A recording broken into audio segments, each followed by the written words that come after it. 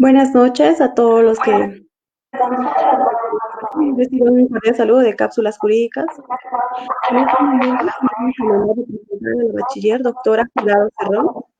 Ella es abogada de la Universidad Nacional de San Agustín, maestrante en Derecho Constitucional y Derechos Humanos por la Universidad Mayor Nacional de San Agustín, maestrante en Universidad de Estudios Avanzados en Derechos Humanos por la Universidad Carlos III de Madrid, España. Así también cuenta con título de Expertos de los Pueblos Indígenas y Derechos Humanos, Cooperación Internacional por la Universidad Carlos III de Madrid, España, especialista en herramientas constitucionales para la criptografía de derechos contemporáneos por la Universidad de Salamanca, España. Como también especialización y capacitación en Derecho, Legislación y Participación Ambientales, Evaluación de Impacto Ambiental, entre otros. Bienvenida, doctora. Muchas gracias, Lidia. Primero, agradecerles a todos ustedes por la invitación a Cápsulas Jurídicas, especialmente a ti, a Jack y a Liz. Bueno, en esta oportunidad voy a pasarles a explicar acerca de los mecanismos legales de protección ambiental. Para ello, voy a hacer uso de unas diapositivas que espero les resulten bastante didácticas y puedan ser comprensibles a efectos de lo que en esta ocasión pretendemos explicarles. La temática sobre la cual voy a hablar el día de hoy son los mecanismos legales de protección ambiental y para iniciar con ello, considero que previamente, para situarnos en cualquier discusión en materia ambiental, es necesario que previamente esbocemos cuál es el rol que cumple el hombre, no solo en la sociedad, sino en el ordenamiento jurídico, que es el campo sobre el cual vamos a hablar el día de hoy. El hombre es un ser sobre el cual giran las relaciones sociales, es un ser sobre el cual el ordenamiento jurídico se estructura en el sentido que lo considera como el fin supremo de la sociedad y el Estado. Pero el hombre, el individuo, no solamente se concibe o no solamente existe en el espacio geográfico como un ser completamente alejado o independiente o solamente se relaciona entre hombres, sino que varias de estas actuaciones muchas veces van a comprometer situaciones o contextos en los que se produzca alguna vulneración, ya sea entre los bienes jurídicos correspondientes a los hombres en sí, o también su interacción social puede ocasionar otros efectos, también en seres como los animales o el espacio ambiental en sí, los recursos naturales. Ahora, estas actuaciones, estas interacciones del hombre que pueden afectar a otros seres vivos, van a ser también recogidos por el derecho, pero no dándoles un valor en sí mismo, sino dándoles protección en razón al beneficio, entre comillas, o la utilidad que puedan darle al hombre. En ese sentido, nuestro ordenamiento jurídico, al menos el peruano, es como que de un tinte más antropológico, y por el otro extremo tendríamos constituciones de repente o ordenamientos jurídicos con un tinte más ecológico, como la de Ecuador, la de Colombia, de repente la de Bolivia, las cuales otorgan una protección adicional a otros seres. Esta concepción es conocida como una concepción ecocéntrica que sitúa al hombre no en una situación de verticalidad, ni lo coloca en el centro de todas las relaciones sociales, económicas, ambientales, culturales, sino lo coloca en una situación de horizontalidad. Estas situaciones, si bien son recogidas por el derecho, en específico el derecho ambiental es el que se va a encargar de tratar de regular de manera preventiva aquellas relaciones o aquellas actuaciones del hombre que vayan a generar algún tipo de impacto. Entonces, a través del derecho ambiental, vamos a intentar regular todas estas situaciones, efectos de evitar esos futuros daños ambientales, porque el derecho ambiental no es que funcione solamente para un momento presente o tiene su finalidad para un momento presente, sino que se proyecta a futuro, ¿no? Y para dar esa protección ambiental se va a articular, se va a interrelacionar, va a ser transversal con otras ramas del derecho ambiental, con otras disciplinas de la ciencia. Y debido a este ciclo de la vida en el cual está lleno de cambios científicos, históricos, tecnológicos, es que muchas veces estas condiciones ambientales se pueden ver afectadas. Entonces, el derecho ambiental va a intentar cubrir ese espacio y esta característica suya es la que conocemos como un derecho dinámico, progresivo, y en el sentido de que va a intentar prevenir los riesgos, los daños ambientales de un modo cuando se tiene certeza del daño o cuando no, va a su sentido de ser un derecho precautorio. Ahora, como ya lo habíamos mencionado, esta transversalidad del derecho en el ordenamiento jurídico se va a ver reflejada en otras ramas o se va a ver interrelacionada en otras ramas, como lo pueden ser el derecho administrativo, el derecho penal, el derecho constitucional e incluso el derecho civil. Pero como les había mencionado, se intenta que esta regulación normativa evite, sea antes de que se produzca el daño, pero muchas veces eso no sucede así. Entonces, por ejemplo, en el derecho ambiental, a través de este es que se va a otorgar los permisos, las certificaciones, dependiendo de la actividad que hablemos, las licencias, concesiones o los lotes, efectos de la explotación de determinado recurso. Entonces, el derecho administrativo, en ese sentido, nos ayuda para regular todo este procedimiento a efectos de otorgar estos permisos, a efectos de que se puedan explotar los recursos naturales. Y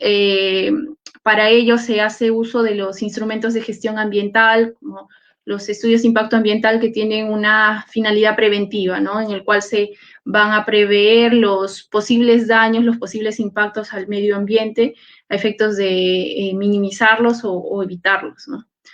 Eso en cuanto al derecho administrativo, pero cuando se infrinja esta regulación que se intenta dar a las actividades que pueden afectar el medio ambiente, es que entra a tallar el procedimiento administrativo sancionador, ¿no? El cual va a tener como finalidad determinar aquella responsabilidad que el administrado, en la que el administrado incurre producto de una infracción a lo normativamente regulado para su actividad. Entonces, en el derecho administrativo tenemos una fase que sí cumpliría, que es la preventiva en relación a la protección del medio ambiente, y una fase ya sancionadora cuando ya se ha producido la vulneración ambiental. En el caso del derecho penal, muchos consideran que de repente el derecho penal no cumple con esa finalidad preventiva, que es la característica del derecho ambiental. ¿Por qué? Porque el derecho penal entra a tallar muchas veces cuando ya se ha, o bueno, en sí entra a tallar cuando ya se ha producido la vulneración a un bien jurídico. Entonces, no cumpliría con esa finalidad preventiva. Pero hay espacios como los que realiza o actuaciones como las que realiza la Fiscalía de Prevención del Delito, que de repente sí cumplirían con esta finalidad preventiva, ¿no? A efectos de sancionar, a efectos de investigar y punibilizar a quien ha cometido algún delito, ha dañado el medio ambiente o algún bien jurídico protegido por la legislación penal, por el ordenamiento jurídico penal. En el Código Penal, en el título 13, tenemos recogidos en 3 capítulos los delitos ambientales, penal ambiental, dentro de los cuales encontramos los delitos de contaminación, los delitos contra los recursos naturales y los delitos de responsabilidad funcional e información falsa. Pero ahora, en el procesamiento de lo que son los delitos penales ambientales, encontramos una serie de problemáticas, no solo en el marco de la investigación, sino ya cuando se ha judicializado el proceso. A nivel de la investigación, por ejemplo, efectos de formalizar y acusar, se tiene el problema de que pese a que ya se ha determinado reglamentariamente cuál es la naturaleza del informe fundamentado, antes este era considerado como, o a pesar que expresamente no se decía, muchos fiscales o jueces lo entendían como si ese tuviera la naturaleza de ser un requisito de procedibilidad, lo cual comprometía el que no pueda seguirse o formalizarse la investigación y es más, no pueda emitirse una acusación. Pero pese a que existe ya un reglamento el cual indica que el informe fundamentado no tiene la naturaleza de ser un requisito de procedibilidad, todavía se presentan problemas en cuanto a que muchos casos no continúan por esta deficiencia, ¿no? Además, en materia penal hay toda una problemática respecto al tema probatorio, ¿no? Cómo es cómo es que se prueban los delitos ambientales, a efectos también de determinar si bien puede existir una afectación, cómo es que realizas ese nexo entre la afectación, el daño que existe y el causante, ¿no? Entonces, el derecho penal ambiental al menos no cumpliría de lleno esta finalidad preventiva que tiene por sí el derecho ambiental. En cuanto al derecho constitucional, en el artículo 200 de la Constitución tenemos recogidas ciertas garantías a efectos de proteger o frenar la violación o impedir la violación de algún derecho reconocido constitucionalmente. Para tal fin tenemos la acción de amparo, el habeas data y la acción de inconstitucionalidad, de manera directa como un mecanismo idóneo para la protección de los derechos fundamentales. Tenemos a la acción de amparo, que en materia ambiental tendríamos el amparo ambiental, ¿no? Pero este igualmente tiene ciertas problemáticas, igual en temas probatorios, y atendiendo que el proceso de amparo no te habilita una etapa probatoria, muchas veces las acciones de amparo son desestimadas y no se aborda de fondo la problemática ambiental. Y bueno, en cuanto a la habeas data, nos posibilita recibir información en materia ambiental y, en cierto sentido, el derecho al medio ambiente adecuado y equilibrado no es que únicamente se entiende como un derecho apartado, sino que este se encuentra interrelacionado con otros derechos como el derecho de acceso a la información, y el derecho de acceso a la información, como lo vamos a ver más adelante, se erige también como un mecanismo a través del cual podemos cumplir con esa finalidad preventiva que tiene el derecho ambiental y proteger al medio ambiente. Y bueno, la acción de inconstitucionalidad, igual contra normas que vayan contra el ordenamiento jurídico, ¿no? Contra la norma constitucional en materia ambiental que transgreda el derecho legítimamente reconocido, que vayan en contra del ordenamiento jurídico. Entonces, en derecho constitucional tendríamos esas tres expresiones, las cuales también no es que necesariamente cumplan con esa finalidad preventiva que tiene el medio ambiente, el derecho ambiental, sino que ya se presentan de una manera ex post. Y bueno, el derecho civil, en cuanto a la responsabilidad civil extracontractual, en materia ambiental la responsabilidad es objetiva, puesto que toda actividad humana de por sí, toda actividad antrópica es contaminante, genera cierto impacto ambiental, pero hay márgenes, hay límites que nuestro ordenamiento jurídico tolera, niveles de contaminación, de daño, que el ordenamiento tolera. En materia ambiental tenemos los límites máximos permisibles y los estándares de calidad ambiental, por ejemplo. Entonces, en materia civil, respecto a la responsabilidad civil extracontractual, al cualquier actividad humana ser una actividad de por sí contaminante, se considera que la actividad es una actividad riesgosa y el titular de esta concesión, de esta licencia o de este lote está tratando con un bien riesgoso, con una actividad riesgosa que de por sí resulta una actividad contaminante y puede generar un impacto. Entonces hay como que una responsabilidad objetiva, una responsabilidad que se podría prever respecto a la contaminación. Entonces, estos 4 mecanismos, el derecho administrativo en estas 2 expresiones, el derecho penal en cuanto a los delitos ambientales, el derecho constitucional respecto a estos 3 ámbitos y el derecho civil, se erigen como mecanismos de protección ambiental, algunos de una manera de repente previa y otros de una manera posterior. Me olvidaba, en el derecho penal otro problema que tenemos es el de las leyes penales en blanco, ¿no? En los que resultan bastante complejos, puesto que se deja en manos de la administración, de la autoridad competente, el que finalmente pueda determinarse o completarse el supuesto o la pena en los delitos ambientales, eso atendiendo también a su tecnicidad, y lo cual en la administración pública las autoridades competentes no siempre tienen el mismo criterio.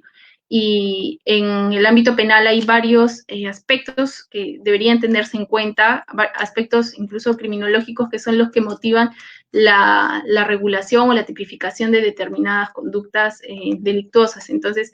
esta situación de desconocimiento altera en sí este ámbito y no nos permite cumplir con esa finalidad preventiva. Entonces, de todos estos, de repente, un mecanismo que podría resultar más de manera preventiva o podría prever futuras situaciones, de repente podría ser el que se tenga claro cuál es el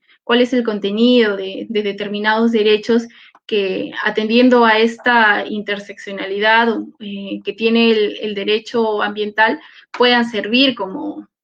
para su protección, ¿no? En ese marco, en el derecho constitucional, yo, a través de esta exposición, ubico a determinados derechos como una suerte de mecanismos para la protección ambiental. Esos derechos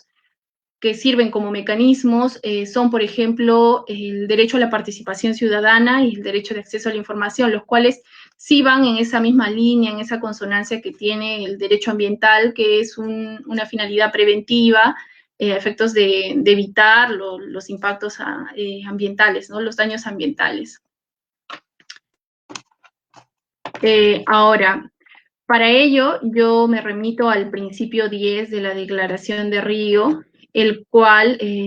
la cual nos indica que el mejor modo de tratar las cuestiones ambientales es con la participación de todos los ciudadanos interesados en el nivel que corresponda. Esto porque las decisiones que en el ámbito administrativo se toman muchas veces no son decisiones que cuentan con la participación de los ciudadanos, no solamente aquí agregamos a los interesados, sino ciudadanos que se van a ver afectados de manera directa por alguna actividad extractiva, que van a cargar con los daños colaterales, los efectos, las externalidades de estas actividades. Entonces, ahí es donde radica la importancia de que esas personas puedan participar en la toma de estas decisiones. Y al ser esa toma de decisiones de manera previa a la ejecución de las actividades, es que, por ejemplo, sí se cumpliría con esa finalidad preventiva que tiene el derecho ambiental. Asimismo, el principio 10 nos habla sobre la oportunidad de participar en los procesos de adopción de decisiones. No es que la participación ciudadana solo debe entenderse como una participación formal y inerte, ¿no? En el sentido de que no posibilite un espacio de discusión, de deliberación, ni sea un espacio horizontal en el que todos tengan la misma posibilidad de influir, de incidir en la decisión que se vaya a tomar. Pero ¿por qué es que nos resulta tan importante hablar sobre la participación ciudadana, sobre el acceso a la información ciudadana? el acceso a la información en materia ambiental como un mecanismo de participación ciudadana. Nos vamos a basar en o nos vamos a apoyar la fundamentación en esta información, la cual hemos recogido el mapping de Frontier. Bueno, la información la tienen aquí, el cual nos indica que en la actualidad, del total de los conflictos socioambientales en el mundo, los países de América Latina representan el 40%. O sea, de los conflictos socioambientales a nivel mundial, el 40% se ubica en América Latina. Y esta situación es la que, por ejemplo, ha llevado a que actualmente se esté discutiendo, al menos en Perú, sobre la ratificación o no de un documento regional de protección ambiental como lo es el Acuerdo de Escazú. Esta situación de conflictividad socioambiental internamente en Perú, al cierre del 2019 tenemos que de 184 conflictos sociales, 127 conflictos son socioambientales, y esos conflictos socioambientales están referidos a discusiones respecto a procesos de toma de decisiones, están referidos respecto a cuestiones políticas, sociales, culturales, y dentro de estos conflictos socioambientales, dentro de estos procesos de toma de decisiones, se ubican contextos de poblaciones o de pueblos indígenas y también de poblaciones no indígenas, quienes demandan su participación o su consideración dentro de la toma de decisiones para actividades que puedan comprometer el medio ambiente y que puedan afectarlos de modo directo. Entonces, la participación se erige en fundamental. Pero, ¿por qué es que estoy considerando la cifra a diciembre de 2019? Porque este año, atendiendo a la crisis sanitaria que venimos atravesando, no ha sido un escenario en el que se haya podido manifestar con la misma regularidad conflictos socioambientales. Entonces, al menos una cifra que está en el estándar de las cifras que generalmente, o la conflictividad que suele darse, es este informe de diciembre de 2019 de la Defensoría del Pueblo. Pero que hablamos sobre la participación ciudadana, pero ¿qué es lo que entendemos por participación ciudadana? Según el Jurado Nacional de Elecciones, la participación ciudadana es entendida como el derecho y la oportunidad individual o colectiva que tienen los ciudadanos de manifestar sus intereses y demandas a través de actos con la finalidad de influir en la formulación y toma de decisiones gubernamentales en todos los niveles, tanto nacional, regional o local, y de esta manera contribuyen a mejorar la gestión pública y a la calidad de vida de los ciudadanos. Ese es el concepto que generalmente manejamos del derecho a la participación ciudadana. Pero esa participación ciudadana, ¿cómo es que debe manifestarse o cómo es que debe entenderse?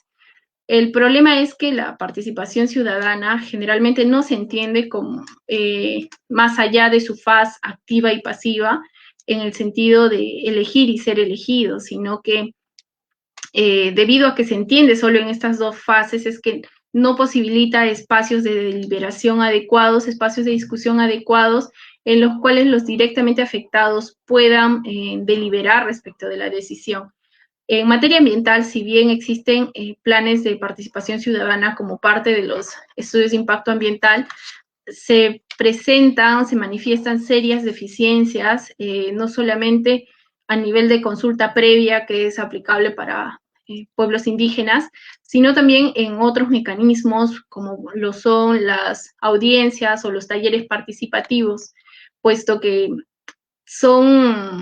se quedan en el primer nivel de la participación, que es el acceso a la información, el cual ni siquiera se llega a cumplir completamente o se llega a satisfacer completamente, puesto que el acceso a la información no siempre es la correcta, en el sentido de que los documentos, los estudios de impacto ambiental son documentos sumamente técnicos, y las poblaciones directamente afectadas, los ciudadanos directamente afectados, no siempre cuentan con la pericia necesaria para poder descifrar o entender o darle la adecuada lectura a un estudio de impacto ambiental. Partiendo desde ahí, si es que no tengo un acceso a la información adecuada, no recibo esta información de manera oportuna y no puedo entender completamente esta información, no voy a poder tener un proceso o no voy a poder participar en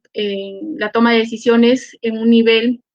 de horizontalidad en el cual todos tengan el mismo conocimiento sobre el proyecto y tengan la misma información. Generalmente en materia ambiental se realizan unos resúmenes ejecutivos en los cuales se traduce o se intenta traducir esta información, pero estos resúmenes ejecutivos generalmente no cuentan con toda la información que deberían requerir efectos de propiciar espacios de participación ciudadana. Y este es otro asunto, los espacios de participación ciudadana, porque los espacios que generalmente existen, que son los talleres y las audiencias, no habilitan espacios de discusión. Entonces, es necesario replantear esta discusión respecto a la participación ciudadana, puesto que, como ya lo vengo repitiendo, la participación ciudadana en el extremo que lo precisa el principio 10 de la Declaración de Río se erige como un mecanismo que cumple con esa finalidad preventiva del derecho ambiental, ¿no? Respecto a este contenido de la participación ciudadana en un nivel normativo, tenemos que este ha sido recogido tanto en el ámbito interno, en nuestra Constitución, como también ha sido objeto de desarrollo de tratados, de documentos internacionales. Respecto a la Constitución política, tenemos que el derecho a la participación ciudadana, recogido en la Constitución, en el artículo 2, inciso 17, recoge el derecho a participar en forma individual o asociada en la vida política, económica, social y cultural. Este desarrollo del derecho a la participación ciudadana, así tal cual se entiende, y al menos tal cual ha sido desarrollado normativamente, jurisprudencialmente en nuestro ordenamiento, únicamente se limita a decisiones que están más referidas al ámbito político, electoral, en cuanto a la ley 26.300, que recoge mecanismos de participación y de control, dentro de los cuales, por ejemplo, está el referéndum, está el presupuesto participativo, la revocatoria, pero son mecanismos que, por ejemplo, no se prestan para poder ejercitar este derecho a la participación ciudadana como un mecanismo para la protección ambiental. Entonces, aquí es necesario desarrollar o brindar una propuesta argumentativa a efectos de que el derecho a la participación ciudadana pueda ser ampliado y pueda comprometer la participación en la toma de decisiones en materia ambiental. Y bueno, el artículo 31 de la Constitución va en el primer sentido que les indicaba, ¿no? Que recoge la participación ciudadana en asuntos públicos, y esta consideración de asuntos públicos nos abre un poco más la discusión respecto a qué se entiende por asuntos públicos, ¿no? En ese marco, a nivel internacional, en la Declaración Universal de Derechos Humanos, el Pacto Internacional de Derechos Civiles y Políticos, la Declaración Americana de Derechos Humanos y la Convención Americana de Derechos Humanos, en todos estos instrumentos, en todos estos tratados, tenemos recogido el derecho a la participación ciudadana. Por ejemplo, en la Declaración Universal de Derechos Humanos se recoge el derecho a participar en el gobierno del país directamente o por medio de representantes. Acá vemos que nuevamente se limita el espacio de la participación, incluso se queda en una representación que es representativa. En el caso del Pacto Internacional de Derechos Civiles y Políticos, este ya introduce la discusión o el derecho a la participación, pero en la dirección de asuntos públicos. La Declaración Americana de Derechos Humanos nos habla ya de un derecho a tomar parte en la toma de decisiones en el gobierno. Y la observación general número 25 desarrolla el artículo 23 de la Convención Americana y el Pacto Internacional de Derechos Civiles y Políticos, en el sentido de que delimita qué es lo que debe entenderse por asuntos públicos. Y dentro de lo que debe entenderse como asuntos públicos, menciona que este derecho a participar en asuntos públicos comprende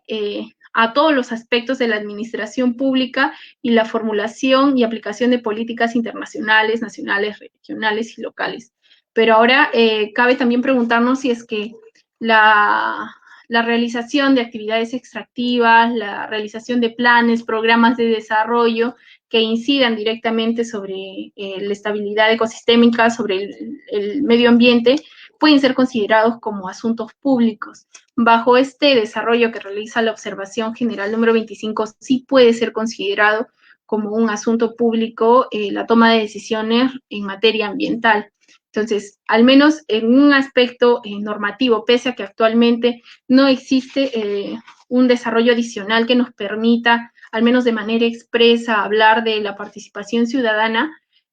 pero referida a la materia ambiental, este desarrollo o este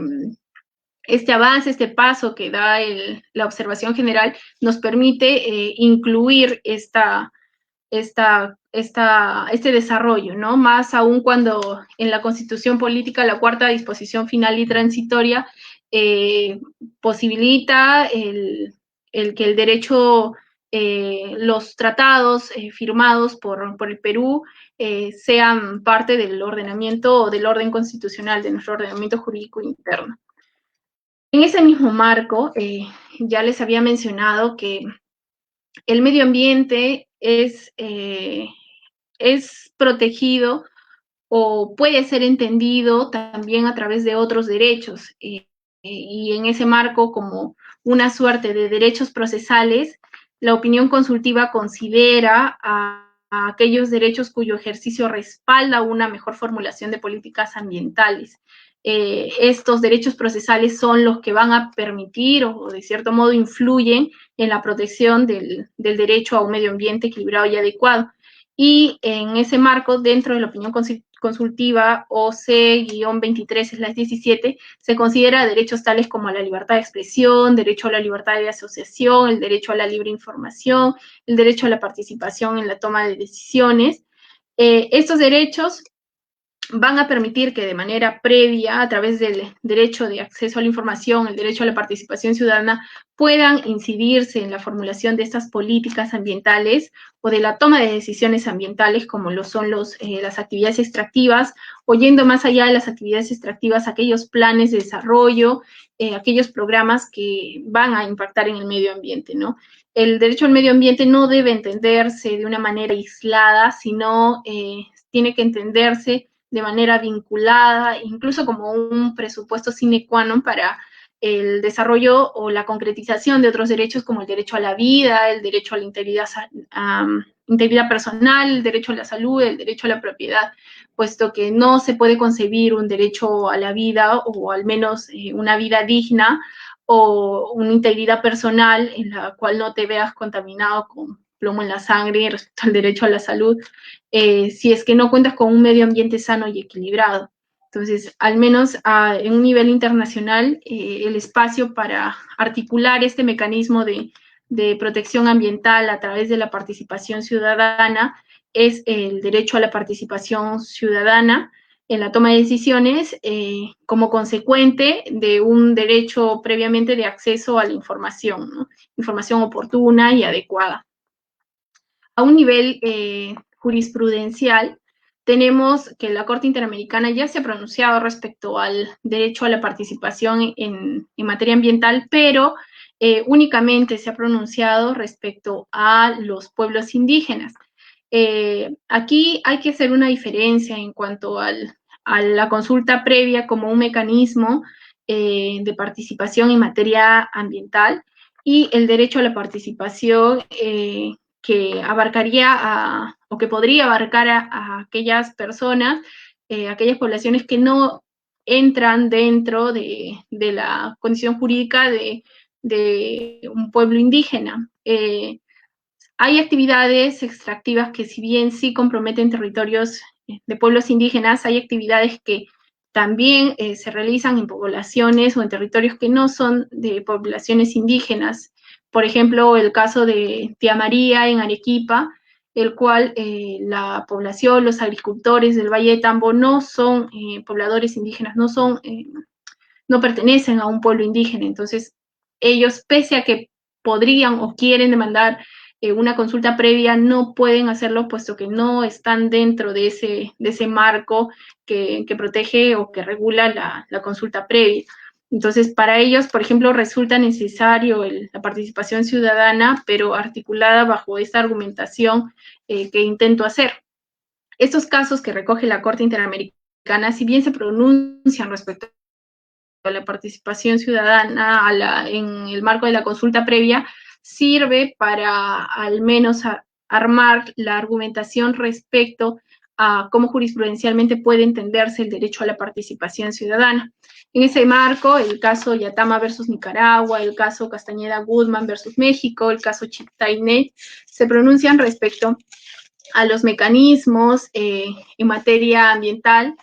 la información adecuada, oportuna,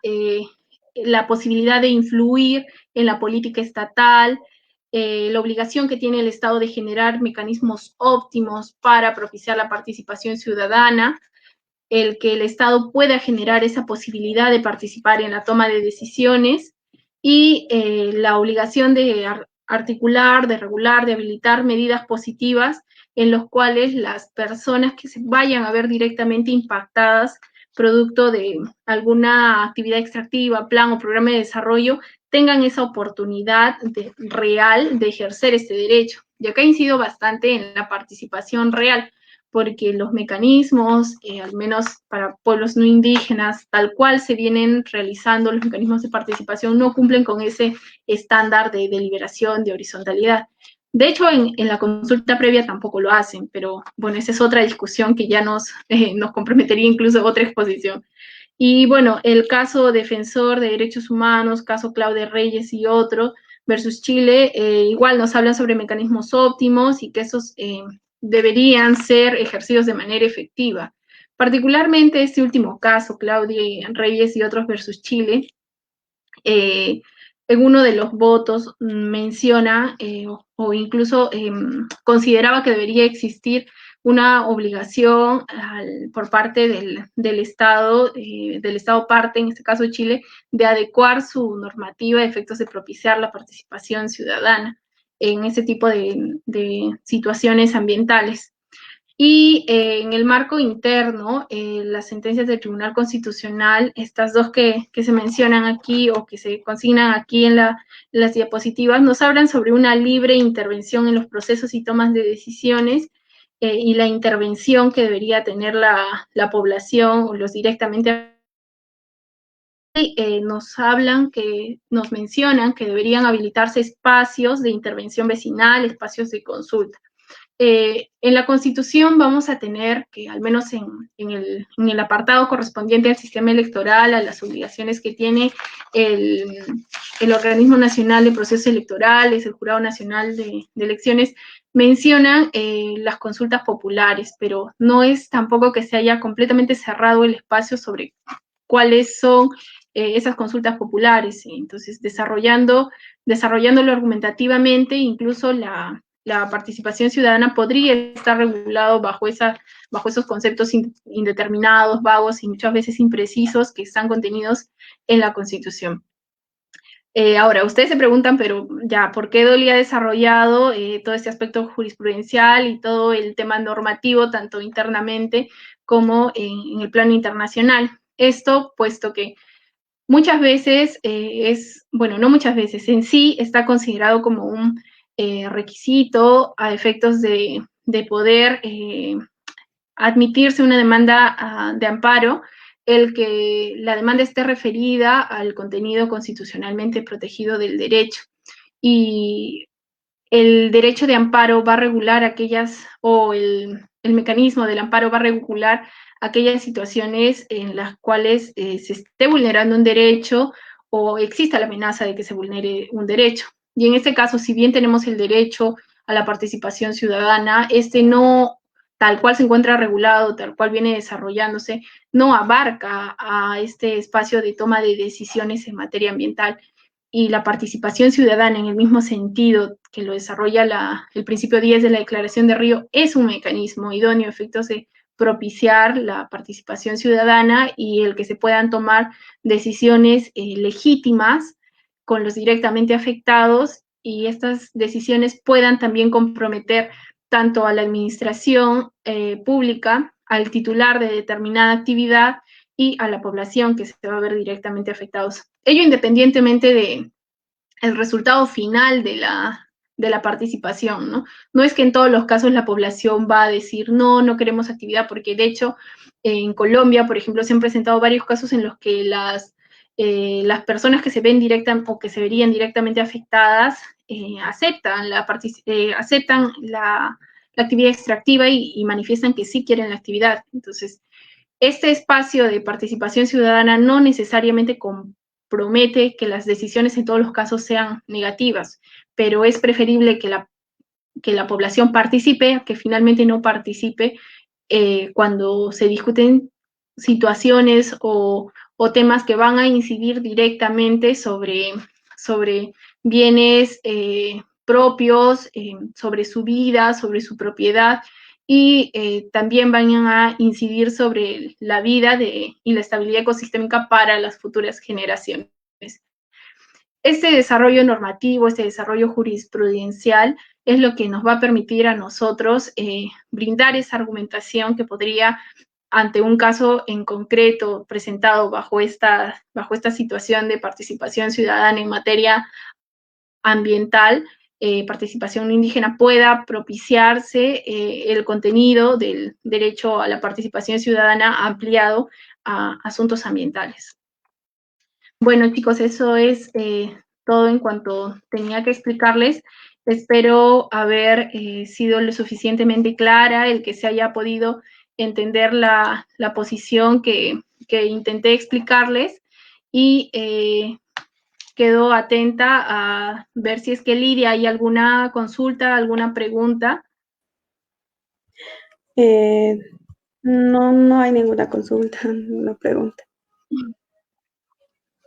Pero también agradecerte a ti por haberme dado experiencia, porque de parte de cápsulas jurídicas, haber participado. A ustedes, agradecerles, y bueno, cualquier información adicional que requieran al respecto, que se las hagan llegar a ustedes, y yo gustosa de poder absolverlas, y agradecerles por este espacio para poder dar a conocer este tema que llevo investigándolo hace algún tiempo, y que de hecho espero que pueda calar en algún modo en la discusión en materia ambiental. Eso sería todo, Lidia. Muchas gracias. Buenas noches. Buenas noches.